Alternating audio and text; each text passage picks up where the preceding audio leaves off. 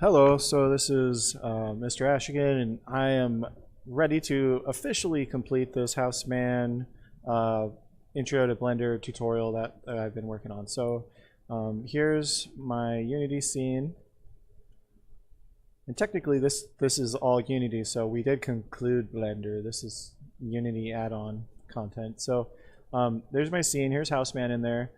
Houseman has the animator controller that we put on there earlier, and right now all he does is idle, because that's all we did. We just let him do his idle animation, nothing else. So as boring as that is, that's what we're at now. And what I'm going to do is add so that we can wave with our left hand or our right hand depending on user input. Now this is some intermediate kind of C# scripting things that I'm going to do right now. So the way we do that is we find our Houseman character, and I need access to the animator, so I want to put the script here. I'm going to say add component, new script, and I'm going to say Houseman input. Okay. And what this is going to do is it's just going to be a script that handles user input to control the Houseman. And double click on it, open Visual Studio. And what we have to do here is a few things. We need to collect the user input, and then we need to assign that to the animator, and we also need to set up in Unity on our animator controller values which are expecting our script to talk to it. So just let me show you what that looks like. So inside the script, first thing I needed to do is grab my animator. So the animator is that component which is attached to Houseman right here. That's the animator. And the actual file for the animator controller is this thing down here called Houseman. So I'm in here, and the way I get access to that is first I need to declare a variable of type animator, and which is a class, and then I'm going to call that anim. It's my variable name. And then in my start function I need to assign the animator component to this variable. So anim equals get component, and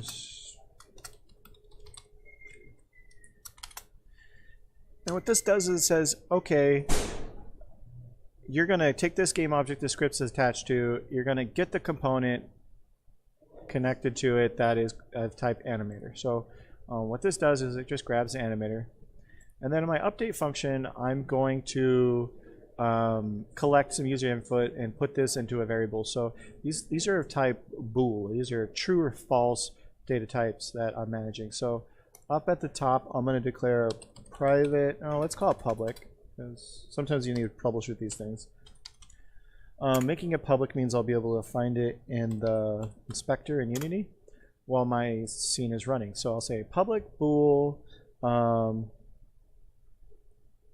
wave left. Let's camel case that. And then another public bool wave right. And these are now needing to be initialized, so let's just say, just do it right there. Could have done that in the start method too, but that's, just start them off as false, right? And then in user input, what I'm going to do is do this. I'm going to say if input dot get key down. I'm going to say key code dot Q, let's say Q and E, right? So qcode.q, I'm going to say wave left equals true. And so what's happening is when I press key code down, wave left is true. Now, if instead of saying key code down, I could just say get key. And what this is going to say is as long as Q is held down, wave left is going to be true. And then else. Sorry about changing that, but it's like, you know, do it one way or the other. And then else, wave left is going to be false. Now I'm just going to copy this and paste it because we're now going to set one up for E. And this is going to be wave right. This one's going to be wave right. Can't spell. There we go. Okay, so I got set up for wave left and wave right. If I press Q or E, it's going to pass this in. Now, what is this? Well, let's save and run, and I'll show you what this is going to do. So when I hit play, I got my idle animation playing right now. It's silly. Over on the right, you'll see the wave left, wave right, and right now they're not ticked because it's false. I initialized it as false. If I have my mouse over the game window and I press Q and I press E, you'll see that these Boolean values change with my user input. And what that is going to help me do is trigger transitions in my animator. So now that my script is working and I got, you know, Q and E changing these booleans, I can stop this and move on to the next step.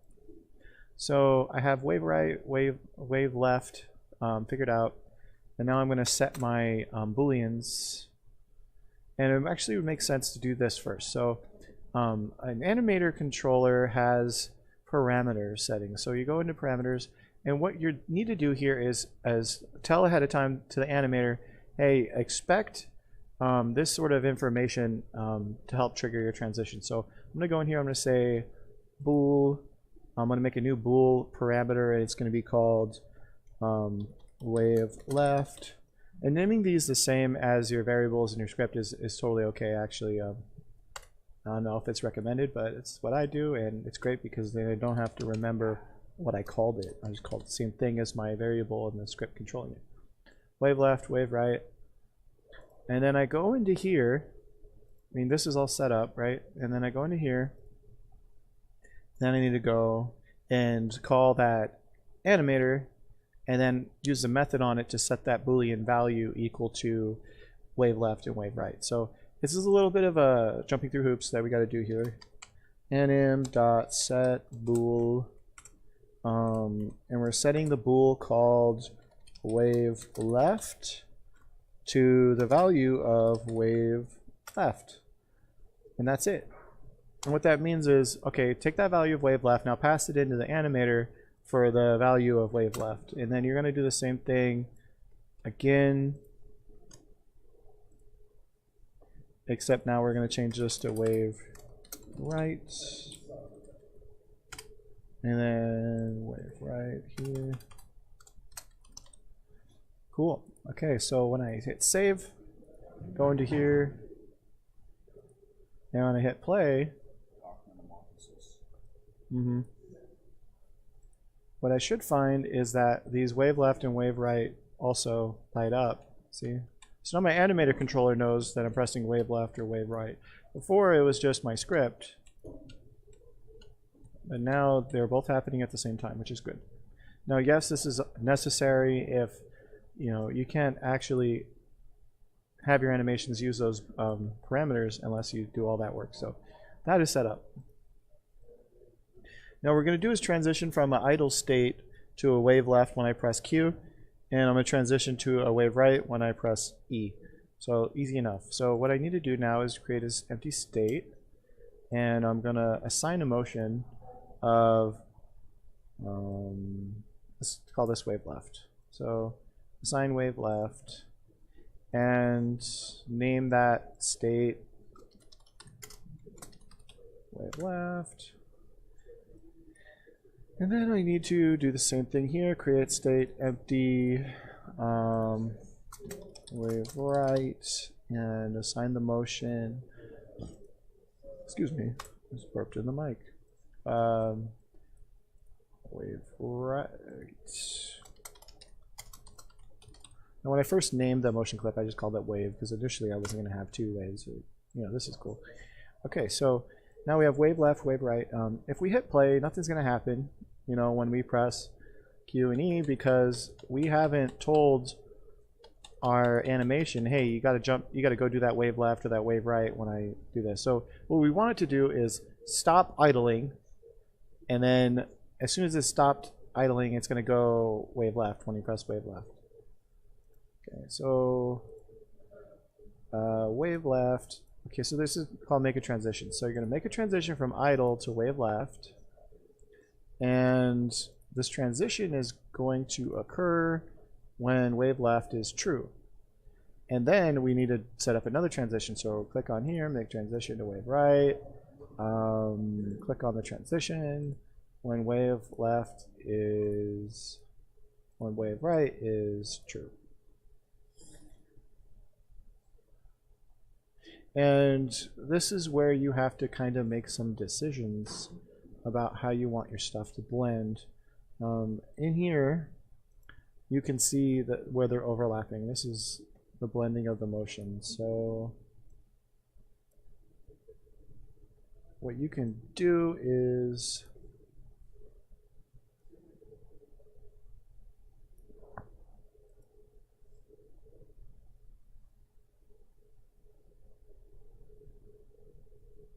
what I'm saying is that it's going to be a real snappy transition. It's just going to, if it's idling, well, I don't care. We're going to wave because waving is what we're trying to do.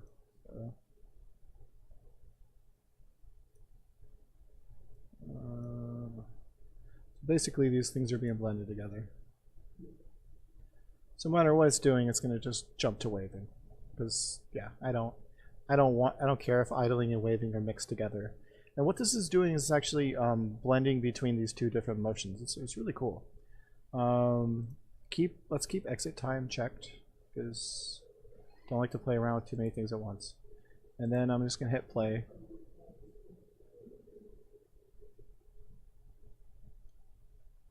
If I press Q, it goes to there.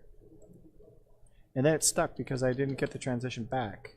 So what you do is you just make transition to entry, transition any state,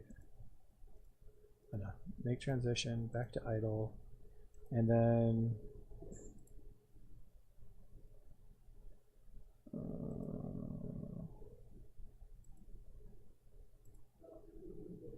if wave left is false, transition back to idle. And let's see what that looks like.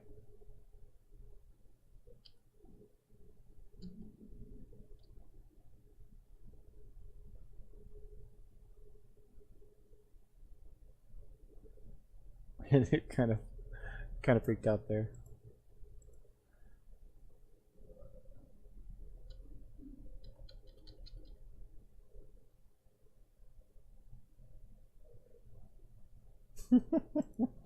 So I don't know what that is. I think it has something to do with, oh yeah, I didn't change this. So again, you gotta play with these blends between your animation controllers. So let's just fix that and hit play.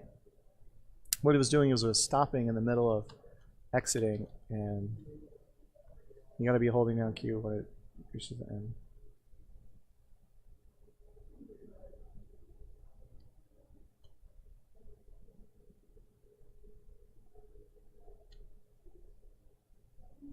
See, so it's not actually picking up the signal to, it's not picking up the signal to wave because of, I think, the exit time. So if I close out the exit time on both of these, let's see what happens.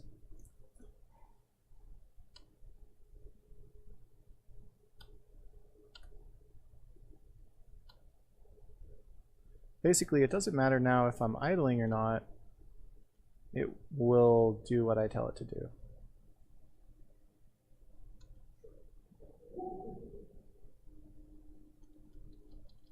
So anyways, pretty much working now.